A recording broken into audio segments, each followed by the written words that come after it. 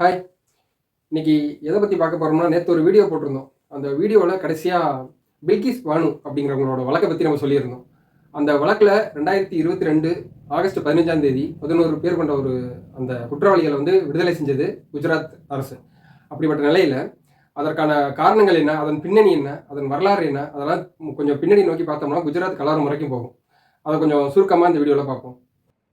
En route, it wasn't signposts as much as images like these that marked the 90-kilometer journey. Like in any riot, Quiet. It was only 40 kilometers on that we suddenly looked up to see clouds of smoke, black as soot, hanging over the skyscape. We meet a couple of police officers. இந்த பில்கிஸ் பானு அப்படிங்கிறவங்க ஒரு 11 பேரால் கற்பழிக்கப்பட்டவங்க. அதாவது 2002 குஜராத் கலவரத்தில் கற்பழிக்கப்பட்டவங்க. அவங்க அதுக்கப்புறம் நீதிமன்றத்தை நாடி அவங்களுக்கு ஆயுள் தண்டனை கொடுக்கப்பட்டிருந்துச்சு. அந்த ஆயுள் தண்டனை திரும்பியும் ரத்தாகி 11 பேரும் விடுதலையானாங்க. திரும்பி இது உச்சநீதிமன்றத்துக்கு அவங்க தலைமையில் ஒரு மேல்முறையிடும் ஒரு 20 பேர் கொண்ட பொதுநல மனுவாக ஒரு 20 பேர் கிட்ட மனு தாக்கல் பண்ணியிருந்தாங்க. இதெல்லாம் மொத்தமாக விசாரணைக்கு வந்துச்சு. அந்த விசாரணையில் உச்சநீதிமன்றம் இவங்க எல்லாருடைய தண்டனையும் ரத்து செஞ்சதும் செல்லாது, திரும்ப அவங்க அதாவது 14 நாட்கள் இரவு 14 நாள் இரவுக்குள்ளே எல்லாம் சரணடையணும் அப்படின்னு சொல்லியிருக்காங்க. அதை பற்றி இன்னைக்கு இந்த கார்த்திக் ரிப்போர்ட் சேனலில் பார்ப்போம். நான் உங்கள் கார்த்திக்.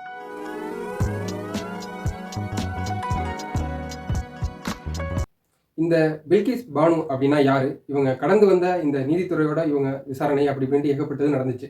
இந்த ஒரு 20 வருட காலமா இவங்க கடந்து வந்த பாதை அப்படியெல்லாம் பார்த்தோம் அப்படின்னா 2002 தொடங்கி இவங்க கடைசியாக இப்போ 2024 இந்த வருஷம் வந்திருக்க தீர்ப்பு வரைக்கும் இவங்க அதை இடைவிடாமல் அந்த போராட்டத்தை தொடர்ந்துகிட்டே இருந்திருக்காங்க. அப்படி இவங்க மேலே என்ன தாக்குதல் நடத்தப்பட்டது, இதன் பின்னணி என்ன அப்படிங்கிறதெல்லாம் கொஞ்சம் பார்ப்போம். இதை நம்ம பார்க்கணும், பில்கிஸ் பானு வழக்கை நம்ம பார்க்கணும் அப்படின்னா 2002 குஜராத் கலவரத்தை பற்றி பேசியே ஆகணும். இந்த குஜராத் கலவரத்தில் தான் 2002 பிப்ரவரி மாதத்தில் இந்த குஜராத் கலவரம் வெடிக்க ஆரம்பிக்குது அந்த மாநிலத்தில். அதுக்கப்புறமா மார்ச் மாதம் ஒரு 3 மாதமாக இந்த கலவரம் தொடர்ந்து நடந்துகிட்டே இருக்கு அந்த மாநிலத்தில். அப்படிப்பட்ட நிலையில் மார்ச் மாதம் இந்த பில்கிஸ் பானு அவங்க குடும்பத்தினரோடு இருக்கிறப்ப அந்த குடும்பத்தினரில் உள்ள ஒரு 6-7 பேர்கிட்ட கொல்லப்பட்டு, மேலும் இவங்க அப்பைக்கு 2-3 மாத கர்ப்பிணியாக இருந்தாங்க. அந்த கர்ப்பிணி பெண்ணாக இருந்த பானுவை 11 பேர் கூட்டு பலாத்காரம் செஞ்சாங்க. பலாத்காரம் செஞ்சதுக்கு அப்புறமா அவங்க மயக்கம் தெளிஞ்சு 3 மணி நேரம் கழிச்சு மயக்கம் தெளிஞ்சு அக்கம் பக்கத்தில் உள்ளவங்கள்ட்டெல்லாம் துணியெல்லாம் வாங்கி, இவங்க மட்டும்தான் உயிரோடு இருந்தாங்க, துணியெல்லாம் வாங்கி மறைச்சிக்கிட்டு அதுக்கப்புறமா காவல் நிலையத்தில் புகார் சொன்னதுக்கு அப்புறமா ஒரு 19 பேர் கிட்ட கைது பண்ணாங்க. அதோட தீர்ப்பு தான் பல மாற்றங்கள் அங்கே இங்கேயும் மாறி இப்போ கடைசியாக அவங்க தண்டனை ரத்தாகி திரும்பி அந்த தண்டனை ரத்துங்கிறது செல்லாதுன்ட்டு இப்போ உச்சநீதிமன்றம் தீர்ப்பு சொல்லியிருக்கு. 2002 அந்த சம்பவம், அதை பற்றி நம்ம முதல்ல பார்ப்போம், சுருக்கமாக பார்ப்போம். இந்த 2001ஆம் ஆண்டு அங்கே தேர்தல் நடந்துச்சு. இந்த தேர்தலில் பாஜக அரசு வெற்றி பெற்று மோடி அவர்கள், இன்றைக்கு பிரதமராக இருக்கிற மோடி அவர்கள் அன்று முதலமைச்சராக தேர்ந்தெடுக்கப்பட்டார். அவர் பொறுப்பேற்ற ஒரு 5 மாதத்தில் இந்த கலவரம் ஆரம்பிச்சிச்சு. இந்த கலவரம் எப்படி ஆரம்பிச்சிச்சு அப்படின்னா, அயோத்தி, அதாவது இப்போ ராமர் கோயில் கட்டுறாங்க இல்லையா, அந்த இடத்துக்கு கோயிலுக்கு சென்றுட்டு ரிட்டர்ன் வர்றாங்க. அயோத்தி வாரணாசி ட்ரெயின் அங்கேருந்து குஜராத்துக்கு வந்தாங்க. இந்த வாரணாசிலேருந்து குஜராத்துக்கு ட்ரெயின் வந்துட்டு இருக்கு. இந்த ட்ரெயினில் யார் வந்துட்டு இருக்காங்க அப்படின்னு பார்த்தீங்கன்னா, நிறைய பேர் அந்த கோயில் பக்தர்கள், அதாவது இந்து யாத்திரிகள் அப்படின்னு சொல்லுவோம் இல்லையா, கரசேவகர்கள் அப்படிமோ, அவங்க நிறைய பேர் அதில் வந்துட்டு இருந்தாங்க. அந்த ட்ரெயினில் அங்கேருந்து போயிட்டு அயோத்தி போயிட்டு ரிட்டர்ன் குஜராத்துக்கு அப்படி வந்துட்டு இருக்கிறவங்க 2002 பிப்ரவரி 27ஆம் தேதி அந்த ட்ரெயின் கோத்ரா பகுதியில் கொஞ்சம் நேரம் நிற்கிது. அப்படி நிற்கிறப்ப அந்த பகுதியில் அந்த ட்ரெயின் நின்ன இடத்துல கடைசி 2 பொட்டிகள் மட்டும் தீப்பிடித்து எரிய ஆரம்பிக்குது. ரொம்ப மலமளோண்டு சீக்கிரமாக தீப்பிடிச்சு, தீனா டக்குன்னு அது எப்படி பிடிச்சிச்சு அதுதான் இன்ன வரைக்கும் ஒரு சர்ச்சைக்குரிய ஒரு விதமாக இருக்குது. அதற்காக ஏகப்பட்ட ஆணையங்கள் அமைக்கப்பட்டது, குழு அமைச்சு அதுக்காகலாம் நிறையா விசாரிச்சாங்க. அது பின்னாடி பார்ப்போம். அப்படி அந்த ட்ரெயின் எரிப்புக்கு அப்புறம் அங்கே என்ன ஆயிடுச்சுன்னா, அதில் 59 அந்த இந்து யாத்திரிகள் இறந்து போயிட்டாங்க. அப்புறம் நிறைய பேர் காயமானாங்க. அதுக்கப்புறம் இது எப்படி என்ன ஆனிச்சு, எப்படி கலவரமாக வெடிச்சிச்சு அப்படின்னு பார்த்தீங்கன்னா, அந்த கோத்ரா பகுதியில் அந்த ட்ரெயின் நின்ன இடம் இஸ்லாமியர்கள் அதிகம் வசிக்கிற பகுதி. அதனால இது இஸ்லாமியர்கள் தான் செஞ்சிருப்பாங்க அப்படின்ட்டு அவங்க மேலே நிறைய பேர் குற்றம் சாட்டப்பட்ட விதமாக ரொம்ப கலவரமாக அடுத்த நாளே 28ஆம் தேதியே குஜராத் முழுக்க ஒரு ரத்த கலவரமாக மாறிச்சு. இந்த ரத்த கலவரம் 3 மாதம் வரைக்கும் நீடிச்சிச்சு. இதற்கு முக்கியமாக இஸ்லாமியர்கள் தான் காரணம் அப்படின்ட்டு குஜராத்தில் இருக்க இந்து அமைப்புகள்லாம் ரொம்ப ஆக்ரோஷமாகி ரொம்ப கலவரத்தில் ரொம்ப உச்சபட்சத்தோட அதிகமாக போயிடுச்சு. காவல்துறையோட கண்ட்ரோல்லாம் செயலிழந்து போயிடுச்சு. அரசு இது கண்டுக்காத விதமாக இருந்ததா பல சர்ச்சைகள்லாம் இருந்துச்சு. அப்போக்கே நரேந்திர மோடி அவர்கள் பேசியிருந்தப்ப கூட எந்த ஒரு வினைக்கும் எதிர்வினை உண்டு அப்படின்னு பேசினதெல்லாம் ரொம்ப ஒரு உச்சபட்ச கான்ட்ரவர்சி ஆனிச்சு. இப்படிப்பட்ட அந்த டைட்டில் நடந்த கலவரத்தில் ஒரு இஸ்லாமியர்கள் அவர்களோட 20,000 வீடுகள், கடைகள் எல்லாமே சுக்குநூறாக நாசமாக்கப்பட்டது. அது மட்டும் இல்லாமல் நிறைய இஸ்லாமியர்கள் அவங்க பயந்து 1.5 லட்சம் பேர்கிட்ட அந்த இடத்த விட்டே மாறி குடிபெயர்ந்துட்டாங்க. நிறைய பேர் மறைவாகவும் வாழ ஆரம்பிச்சிட்டாங்க. குஜராத் அரசு என்ன சொன்னிச்சு அப்படின்னா, இந்த கலவரங்கள்லாம் முடிந்ததுக்கு அப்புறமா இங்கே 740 பேர்கிட்ட இஸ்லாமியர்கள் இருந்ததாகவும், மேலும் 244 பேர்கிட்ட இந்துக்கள் இருந்ததாகவும் ஒரு அறிக்கையை தாக்கல் செஞ்சிச்சு. ஆனால் மனித உரிமை ஆணையம் என்ன தாக்கல் செஞ்சிச்சுன்னா, இங்கே அதிகமாக 2000க்கு மேலே வந்து மக்கள் இறந்திருக்காங்க, நிறைய பேர் கற்பழிக்கப்பட்டு ரொம்ப கொடூரமான முறையில் இங்கே இஸ்லாமியர்கள் பாதிக்கப்பட்டிருக்காங்க அப்படின்ட்டு ஒரு அறிக்கையையும் நீதிமன்றத்தில் தாக்கல் பண்ணாங்க. அதுக்கு அடுத்த நாள் அந்த பிப்ரவரி 28 நரோதியா பாட்டியா அப்படிங்கிற பகுதியில் ஒரு 97 இஸ்லாமியர்கள் இந்த இந்து அமைப்புகளால் கொல்லப்பட்டாங்க. இது ரொம்ப அவங்க வீடுகளில் புகுந்து அங்கே உள்ள ஆண்கள் குழந்தைகள் எல்லாரையும் வெட்டி வீசினாங்க. அதே மாட்டம் வயதுக்கு வந்து பெண்கள், அதாவது பெண்கள்லாம் வந்து ரொம்ப கற்பழிக்கப்பட்டு அப்படி ரொம்ப கொடுமை செஞ்சாங்க. இதில் பார்த்தீங்கன்னா 2009ஆம் ஆண்டு பார்த்தீங்கன்னா பாஜகவோட எம்பி வந்து கைது செய்யப்பட்டார். அதாவது பஜ்ரங் தலைவர் அப்படின்னு அவர் சொல்லுவாங்க. அவர் பேர் வந்து பாபு பஜ்ரங். அவர் வந்து கைது செய்யப்பட்டு அவருக்கு வந்து ஆயுள் தண்டனையும் கொடுத்துச்சு நீதிமன்றம். அதே போல குஜராத்தில் உள்ள குல்பர்க் சிட்டி அப்படிங்கிற ஒரு பகுதியில் ஒரு 35 இஸ்லாமியர்கள் வந்து ஃபுல்லாக தீ வச்சே வந்து அவங்க எரிச்சு கொல்லப்பட்டாங்க. இது சம்பந்தமா பாஜகவை சேர்ந்த ஒரு 12 பேர், பிபி பட்டேல் அப்படிங்கிறவங்க உட்பட மொத்தம் ஒரு 12 நிர்வாகிகள் வந்து உச்சநீதிமன்றத்தால் 7 ஆண்டுகளுக்கு சிறை தண்டனை கொடுக்கப்பட்டுச்சு அவங்களுக்கு. இந்த சம்பவமும் ரொம்ப அதிர்ச்சிகரமாக இருந்துச்சு. இதை தொடர்ந்து தான் பில்கிஸ் பானு வழக்கம். இந்த பில்கிஸ் பானு எப்போ தாக்கப்பட்டாங்கன்னா 28 பிப்ரவரி மாதம் எந்த இதுவும் இல்லை, மார்ச் மாதம் வரை இவங்களுக்கு இந்த தாக்குதல் நடத்தப்பட்டுச்சு. 3ஆம் தேதி குஜராத்தில் இருக்கிற ஒரு கிராம பகுதி ரந்திக் கபூர்ங்கிற பகுதியில் இந்த பில்கிஸ் பானு கிராமத்தில் தான் வசிக்கிறாங்க. அப்படி 19 வயசு தான் இந்த பில்கிஸ் பானுக்கு. அப்போ 2-3 மாசமாக இருக்கிறாங்க, பிரெக்னன்சியாக இருக்கிறாங்க. அந்த டயத்தில் இந்த அமைப்பினர் அந்த சைடு போய் அவங்க குடும்பத்தை சேர்ந்த ஒரு 6-7 பேரை ரொம்ப வெட்டி கொண்டுட்டாங்க. அவங்கள கொண்டுட்டாங்க. பச்சை குழந்தை, இவங்களோட குழந்தை ஒன்று இருந்தது, அதையும் கொண்டுட்டாங்க. அது மட்டும் இல்லாமல் இவங்க கருவுற்றிருந்த நிலையிலேயே இவங்களை 11 பேர் வந்து கூட்டா பாலியல் வன்கொடுமை செஞ்சாங்க. இது வந்து ரொம்ப நாட்டையே ரொம்ப ஒரு உழுக்கின ஒரு விஷயமா சொல்லலாம். இது இவங்க கண் விழிச்சு பார்த்து ஒரு 3 மணி நேரம் அவங்க அந்த மயக்கத்திலே இருந்திருக்கிறாங்க. 3 மணி நேரம் கழிச்சு தான் கண் விழித்து பார்த்தப்ப உடம்புல ஆடைகள்லாம் இல்லாமல் இருந்தோன்னே இப்போ அக்கம் பக்கத்தில் வந்து ஆடைகளெல்லாம் வாங்கி போத்திக்கிட்டு அதுக்கப்புறமா அடுத்த நாள் தான் 24ஆம் தேதி மார்ச் 24ஆம் தேதி தான் கம்ப்ளைண்ட் போலீஸ்கிட்ட கொண்டு சொல்கிறாங்க. இந்த கற்பழிப்பு வழக்கில், பில்கிஸ் பானு கற்பழிப்பு வழக்கில் 11 பேருக்குமே வந்து ஆயுள் தண்டனை விதிக்கப்பட்டது. இந்த ஆயுள் தண்டனை விதிக்கப்பட்டது அப்படின்னு பார்த்தோம் அப்படின்னா ஃபர்ஸ்ட் வந்து குஜராத்தில் தான் நடந்திருக்கும். ஏன்னா அங்கே தான் வழக்கு பதிவு நடந்தது. குஜராத்லேருந்து இது எங்கே வந்துச்சுன்னா, அங்கே உச்சநீதிமன்றத்தால் இந்த தீர்ப்பு ரொம்ப கவனிக்கப்பட்டதாக உலகளவில் அது கவனிக்கப்பட்டது. ஏன்னா இந்த பிரச்சனையினால அந்த முதலமைச்சராக இருந்த நரேந்திர மோடி அவர்களுக்கு பிரிட்டன் மற்றும் அமெரிக்க நாடுகள்லாம் விசா வழங்குறதையே தடை செஞ்சிருச்சு. அது வந்து ஒரு பெரிய பிரச்சனையானுச்சு. கூகுள் கூட இப்போ கொஞ்சம் நாளைக்கு முன்னாடி ஒரு பிரச்சனை வந்துச்சு. வேர்ல்டு நம்பர் 1 கிரிமினல் அப்படின்னு யாருன்னு போட்டோம்னா நரேந்திர மோடி ஃபோட்டோ கூட வந்துச்சு. இதுக்கெல்லாம் வந்து நம்ம இந்தியா வெளியுறவுத்துறை பெரிய கண்டனங்கள்லாம் தெரிவிச்சிச்சு. இப்படிப்பட்ட நிலையில தான் இந்த பில்கிஸ் பானுவோட கேஸ் வந்து ரொம்ப ஒரு உச்சத்துக்கே போணுச்சுன்னு சொல்லலாம். வழியை திரும்பி பார்க்க வச்ச ஒரு விஷயம்னு சொல்லலாம். அப்படி இந்த 11 பேருக்கு தீர்ப்பு சொன்னது குஜராத்தில் தான் நடந்திருக்கும். அதுக்கப்புறம் அவங்க வந்து இந்த தீர்ப்பை வந்து மகாராஷ்டிரா மும்பையில் வந்து சிபிஐ கோர்ட்டில் விசாரிக்கணும் அப்படின்ட்டு உத்தரவிட்டிருந்தாங்க உச்சநீதிமன்றம்.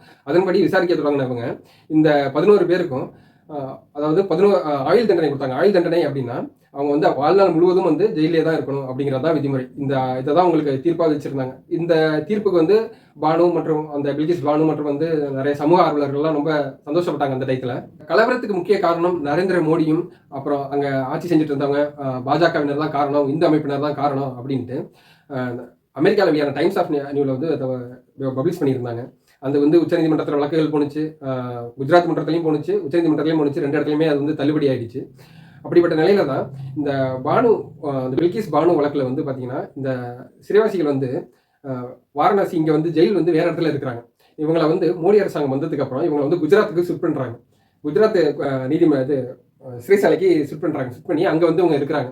இப்படிப்பட்ட நிலையில தான் இவங்க வந்து 2022 ஆகஸ்ட் 15ஆம் தேதி ரெமிஷன் அப்படின்னா இந்த ரெமிஷன், பொது மன்னிப்பு இதெல்லாம் வந்து கவர்னர் அண்ட் பிரசிடென்ட் இவங்க முடிவெடுக்கிறது. இந்த நம்ம பேரறிவாளன் விடுவிச்சது இந்த இதெல்லாம் இருக்கு இல்லையா, இது மட்டும் நன்னடத்தை அப்படின்னு சொல்லும் இல்லையா, அது காரணமாக விடுவிக்கலாம் அப்படின்ட்டு இந்த ரெமிஷன் அந்த போர்டு வந்து இதை வந்து உங்களை விடுதலை பண்ணலாம் அப்படின்ட்டு 22ஆம் தேதி குஜராத் அரசு முடிவெடுத்து அவங்கள விடுதலை பண்ணுறாங்க.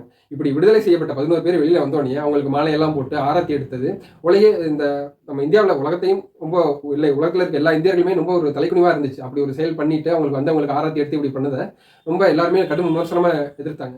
இப்படி இந்த 11 பேரும் விடுதலையானதை எதிர்த்து பில்கிஸ் பானு மற்றும் ஒரு 20 பொதுநல வழக்குகள் வந்துச்சு. அதாவது திரிணாமுல் காங்கிரஸ்ல அந்த மேகுத்ரா அந்த பதவி நீக்கம் செய்யப்பட்டாங்களா அவங்கெல்லாம் சேர்ந்து மொத்தம் ஒரு 20 பேர்கிட்ட வந்து பொதுநல மனு தாக்கல் செஞ்சிருந்தாங்க. இது உச்சநீதிமன்றத்தில் விசாரணைக்கு வந்தப்ப வந்து அதை தீர்ப்பை கடந்த ஒரு 2 நாள் முன்னாடி ஒத்தி வச்சிருந்தாங்க. அப்போக்கி அவங்க இந்த உச்சநீதிமன்றம் வந்து இந்த 11 பேர் விடுதலை செஞ்சது வந்து அரசு தவறாக கையாண்டிருக்கு அப்படின்ட்டு குஜராத் அரசையும் லைட்டாக ஒரு கொட்டி இது மட்டும் செய்யறதுக்கு உங்களுக்கு அதிகாரம் இல்லை அப்படின்னு சொல்லியும் அந்த தீர்ப்பை ரத்து செய்யறதா சொல்லியும் அந்த 11 பேரும் 14 நாள் இரவுக்குள்ள வந்து திரும்பி சரணடைஞ்சிட்டு அதுக்கப்புறம் நீங்கள் மேல்முறையீடு செய்யறதுக்கு 30 நாள் உங்களுக்கு அவகாசம் தர்றோம் அப்படின்ட்டு சொல்லியிருக்கிறாங்க. இவங்களை குஜராத் சிறைச்சாலைக்கு மாற்றணுன்னே குஜராத்தில் 1992லேயே ஒரு எக்ஸ்ப்ளோர் பாலிசி அப்படிங்கிறது ஒவ்வொரு மாநிலமும் அவங்கவுங்களுக்கு ஏற்றபடி அவங்கள பாரம்பரியத்துக்கு ஏற்றபடி ஒரு சில அரசியலமைப்புகள் அவங்களோட மாநிலத்துக்கு தேவையானதை வகுத்துப்பாங்க. அது மட்டும் ஒரு நன்னடத்தை அது மட்டும் நாங்கள் வந்து விடுவிச்சதா குஜராத் அரசு சொன்னிச்சு. ஆனால் இதை நீதிமன்றம் மேல்கூறி காட்டி இந்த வழக்கு நடந்தது மகாராஷ்டிரா மும்பையில் சிபிஐ சிறப்பு கோர்ட்டில் நடந்தது. இதை விடுவிக்கிறதுக்கு அதிகாரம் மகாராஷ்டிரா அரசுக்கு தான் இருக்குது, உங்களுக்கு கிடையாது. அதனால இது ஒரு தவறு அப்படின்னு சொல்லியிருக்காங்க. அது மட்டும் இல்லாமல் அந்த டயத்தில் இதுக்கு தீர்ப்பு வழங்கின அப்புறம் இதை விசாரித்த காவல்துறை அதிகாரி மற்றும் நீதிபதி கிட்ட இதை பற்றி விவாதிக்காமலே உங்களை பற்றி எப்படி நீங்கள் விடுதலை பண்ணீங்கன்ட்டு ஒரு சரமாரியான கேள்விகள்லாம் உச்சநீதிமன்றம் எழுப்பி அதையும் ஒரு காரணமாக மேல்கோர் காட்டியிருக்கு. இப்படி உச்சநீதிமன்றம் இந்த ரிமிஷனில் அந்த அடிப்படையில் வெளியான இந்த 11 பேரோட தீர்ப்பு ரத்து, அதாவது அவங்களோட தண்டனை ரத்துங்கிறத வந்து ரத்து செஞ்ச அந்த தீர்ப்பை ரத்து செஞ்சு திரும்பியும் அவங்கள சரணடைய சொல்லியிருக்கு. அதாவது மாநிலங்கள் வந்து அவங்க எப்படி வேணாலும் அவங்களோட எக்ஸ்ப்ளோரை வச்சுக்கலாம், பாலிசியை வச்சுக்கலாம். நீங்கள் வந்து ஆனால் ரூல் ஆஃப் லான்னு ஒன்று இருக்குது. இந்த ரூல் ஆஃப் லா அப்படின்னா என்னன்னா அது இந்திய மக்கள் அனைவருக்கும் பொதுவான காமனான ஒன்று. அந்த ரூல் ஆஃப் லா இந்த விஷயத்தில் குஜராத் அரசு கடைபிடிக்கலை. அதனால இந்த 14 பேரும் வந்து 14 நாளுக்குள்ள சரணடையலாம், மேல்முறையீடும் செஞ்சுக்கலாம். ஆனால் சரணடைஞ்சதுக்கு அப்புறம் மகாராஷ்டிரா அரசுகிட்ட வேணா அவங்க தண்டனை குறிப்புக்கு வேணா நீங்கள் போய் மகாராஷ்டிராவில் வந்து அப்ளை பண்ணி அவங்கள்ட்ட நீங்கள் முறையிடலாமே தவிர இப்போதைக்கு நீங்கள் சிறை செல்லணும்ட்டு உச்சநீதிமன்றம் இது ஒரு தீர்ப்பாக சொல்லியிருக்கு. நாட்டில் இப்போ நடக்கிற நிறையா பிரச்சனைகள் இதெல்லாம் வந்து எவ்வளவோ நடந்துட்டு இருந்தாலும் குஜராத் அந்த கலவர சம்பவம்ங்கிறது என்றைக்குமே மறக்க முடியாத ஒரு நிகழ்வாக உலகமே நம்மளை ரொம்ப ஒரு தலைக்குனிவை நம்ம இந்தியாவுக்கு ஏற்படுத்தின ஒரு விஷயமாகவும் இந்த குஜராத் கலவரம் இருக்குது. இந்த குஜராத் கலவரத்தில் ஒரு சில பேருக்கு தான் தண்டனை கிடைச்சிருக்கு. அப்படி கிடைச்சதுல பில்கிஸ் பானுக்கு நடந்ததெல்லாம் ரொம்ப கொடுமையான ஒரு விஷயங்கள். அப்படிப்பட்ட தண்டனை குற்றவாளிகளை வந்து திரும்பியும் வெளியில் விடணும் பண்ணணுங்கிறது அது வந்து அவங்க தனி இது, அதை பற்றி நம்ம எதுவும் பேச முடியாது.